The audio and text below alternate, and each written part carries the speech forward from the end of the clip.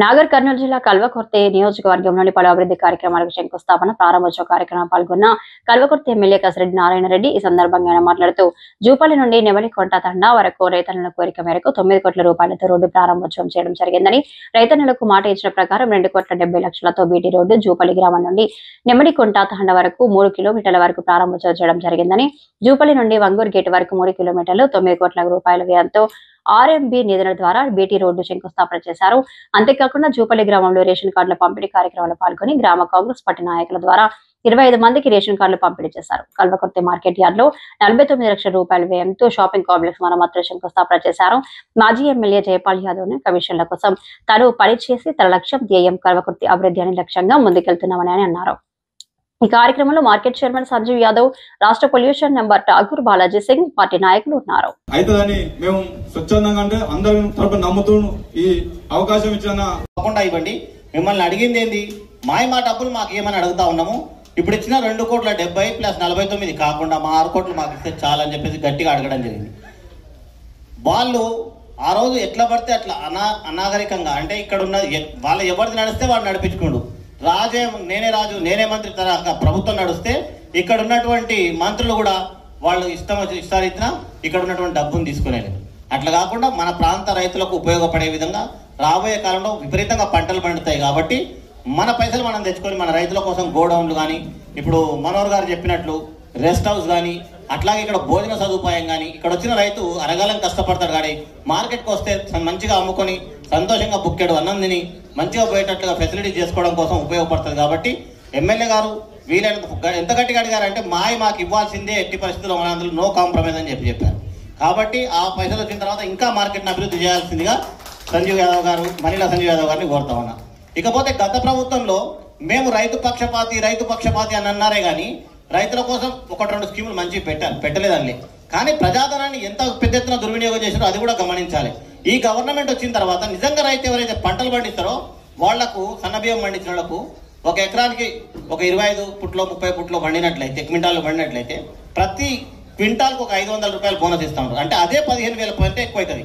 మరి ఈ రకంగా చూసుకుంటే ఎవరైతే నిజంగా కష్టపడి పనిచేస్తారో సన్నకారు రైతులందరికీ కూడా మంచి బెనిఫిట్ అవుతుంది. అట్లాగే నీళ్లు ఇవ్వడం జరుగుతుంది.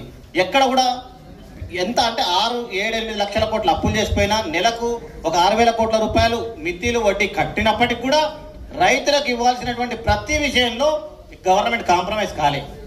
రైతు భరోసా ఇచ్చింది, మొన్ననే ఇచ్చేసింది అందరికీ.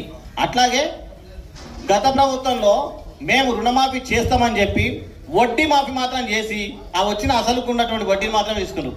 ఈ గవర్నమెంట్ కష్టకాలంలో ఉన్నప్పటికీ కూడా 2 లక్షల వరకు ఎవరైతే రైతులు రుణాలు ఉంటాయో వాళ్ళందరికీ ఒక రేషన్ కార్డు మీద భార్యకు, భర్తకు, కొడుకుకు అందరికీ భూమి ఉన్నట్లయితే 2 లక్షల కంటే ఎక్కువలో ఉన్నట్లయితే మేమే చెప్తా ఉన్నాం కాలేదని. ప్రభుత్వం ఏమిచ్చింది హామీ, 2 లక్షల వరకు రుణమాఫీ చేస్తామని చెప్పింది. 100% 23,000 కోట్ల రూపాయలు. అంటే దేశంలో ఇప్పటి వరకు ఏ రాష్ట్రంలో ఇంత పెద్ద ఎత్తున రైతులకు రుణమాఫీ జరగలే. మరి చరిత్ర సృష్టించడం, డబ్బులు లేకున్నా రైతులకు ఇచ్చిన మాటలు నిలబెట్టుకున్నారు. అట్లాగే రాబోయే కాలంలో వాళ్ళు ఏమైతే గవర్నమెంట్ రేవంత్ రెడ్డి గారు ఏదైతే ఆలోచన చేసేసి రైతుల కోసం సేవ చేయాలనుకుని ఏమైతే పథకాలు ఇచ్చిండో అవన్నీ కూడా ఒక సిస్టమేటిక్గా చేసి ఉంటే ఇంకా బాగుండి ఉండేది. అయినా నేను విమర్శిస్తలేను. ఎందుకంటే ఉన్న జాగాను చాలా పొదుపుగా పద్ధతి ప్రకారం వాడడం నుంచి చాలా అనుకూలంగా ఉంటుంది. ఇందులో ఈరోజు ఒక 45 లక్షల రూపాయలు పెట్టి మరి ఆ షాపింగ్ కాంప్లెక్స్ మరమ్మతులు కానీ కొత్తగా కానీ చేయడానికి అది కూడా ఈరోజు భూమి పూజ చేసుకున్నాం. వాస్తవానికి ఈ 2,70,00,000 కూడా ఈ మార్కెట్కి సంబంధించినది. మరి ఇందులో ఉన్నటువంటి ఆదాయం ఏదైతే వచ్చిందో దాన్ని ఇక్కడికే ఇవ్వాలని బాలాజీ గారు బాగా చెప్తా ఉన్నాం ఇప్పుడు. ఎందుకంటే కార్లో కూర్చొని మేము మాట్లాడుతాం. ఇక్కడ మంత్రి గారు దూరం ఉన్నారు అంటే ఇంకా అక్కడికి పోయేటువంటి పరిస్థితి లేదు. చాలా దూరంగా ఉన్నారు కాబట్టి వారి కాన్స్టిట్యున్సీలో అక్కడ చేస్తూ ఉన్నారు కాబట్టి ఆ రోజు మాట్లాడుతూ ఉంటుంది. అయితే ఇది కూడా సరిపోదు అనేది ఇప్పుడు చెప్తా ఉన్నారు. నిజంగా కూడా మనకు డెవలప్మెంట్ కావాలి, ఇక్కడ రైతులకు ఫెసిలిటీస్ కావాలి, ఇబ్బంది కాకూడదంటే ఆ మిగతా డబ్బులు కూడా ఉన్నాయి. కూడా ఇంకా దాదాపుగా 7-8 కోట్లు రావడానికి అవకాశం ఉంది. అవి కూడా తెచ్చుకున్నట్టు అవుతాయి. ఇక్కడ బ్రహ్మాండంగా మరి ఫెసిలిటీస్ అవుతాయి. ఇక్కడ షెడ్స్ కూడా వేసుకోవచ్చు. దీనికి నిరంతరం ఆదాయం వచ్చేటట్టుగా రోడ్డు మీద కూడా ఉంది కాబట్టి షాపులు కూడా కిరాయికి ఇచ్చి ఉన్నట్టున్నారు. దాని ద్వారా కూడా కొంత ఈ కమిటీకి అంటే మార్కెట్ మరి ఆదాయం కూడా వస్తుంది. అది మనం తప్పనిసరిగా ఇంకా ఎంత బాగా చేయగలం అనేది మరి చేసుకుందాం. మనకు అవకాశం కూడా ఉంది. అదేవిధంగా ఈరోజు మీడియా మిత్రులు ఇక్కడ ఉన్నారు. వర్షం వస్తుంది కాబట్టి అంత దూరం రమ్మని చెప్పలేకపోయాం. అక్కడ 9 కోట్లు వెచ్చించేసేసి జూపల్లి దగ్గర ఫౌండేషన్ వేసుకోవడం జరిగింది రోడ్డు. అక్కడ ఎప్పుడు ఎంత బాధగా ఉండేదంటే రైతులు ఎక్కడ ఉన్నది కూడా రైతులే, గ్రామాలలో ఉన్నదే మ్యాక్సిమం 90% రైతులే ఉంటారు. మేము ఓట్లు వేయాలంటే ఈ రోడ్డు చేస్తావా చెప్పని అడిగింది. అని అది అక్కడ కచ్చంపేటకి వెళ్ళే రోడ్డుకు మనకేంటంటే అక్కడికి బావుల దగ్గరికి వెళ్ళడానికి పొలాల దగ్గరికి వెళ్ళడానికి మాకు ఇబ్బందిగా ఉంది అని చెప్పినారు. మరి ఎమ్మెల్యే అయిన తర్వాత దానికోసం చాలాసార్లు అడగడం జరిగింది. మరి అది కూడా 9 కోట్లతోటి అది కూడా చేసుకున్నాం. ఒక రోడ్డు కూడా నెమలిగుట్ట తండా నుంచి జూపల్లి వరకు,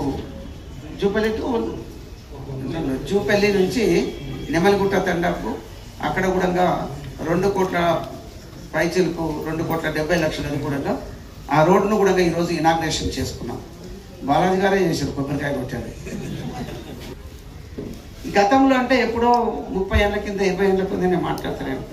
లాస్ట్ టర్మ్లో ఇక్కడ నుంచి 6 కోట్ల రూపాయలు మనకి ఇక్కడ వనపర్తికి తీసుకెళ్ళారు. మనం ఏం చేస్తున్నాం? సరే మీరు కూడా అనొచ్చు, నువ్వు ఎమ్మెల్సీ ఉన్నావు, నువ్వు కూడా ఏం చేస్తున్నావు, ముఖము కదా అనకపోయినా మైక్ మీద లేదు కాబట్టి అని అనుకుంటారు. నాకు అది తెలిస్తే కదా, నాకు తెలియనిస్తే కదా. మరి అవి పోతున్నప్పుడు ఇందులో అయితే మరి పూర్తిగా ఎక్కడైతే కొత్తగా ఈ 4 సంవత్సరాలలో ఏదో అయిందో కనిపిస్తలేదు. ఇక్కడ ఇందులో ఉన్నటువంటి డబ్బులను 6 కోట్ల రూపాయలు అక్కడికి వెళ్ళినాయి. అది బాధాకరమైన విషయం. ఎందుకంటే నిరంజన్ రెడ్డి గారు ఇక్కడ ఉన్న డబ్బులను అక్కడ తీసుకుపోతుంటుంటే మనం ఏం చేస్తున్నట్టుగా, ఏ రైతు అడగకపోయా, ఏ లీడర్ అడగకపోయా.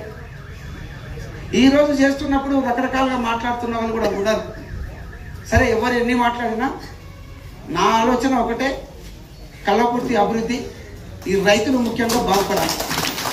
రైతు కుటుంబాలు బాగుపడితే బ్రహ్మాండంగా ఈరోజు ఎన్ని స్కీమ్స్ తీసుకొచ్చినా కూడా, ఏ పార్టీ గవర్నమెంట్కి రావాలన్నా కూడా ఎవరు ఎంతగా ఇండివిజువల్గా ఇస్తా ఉన్నారు.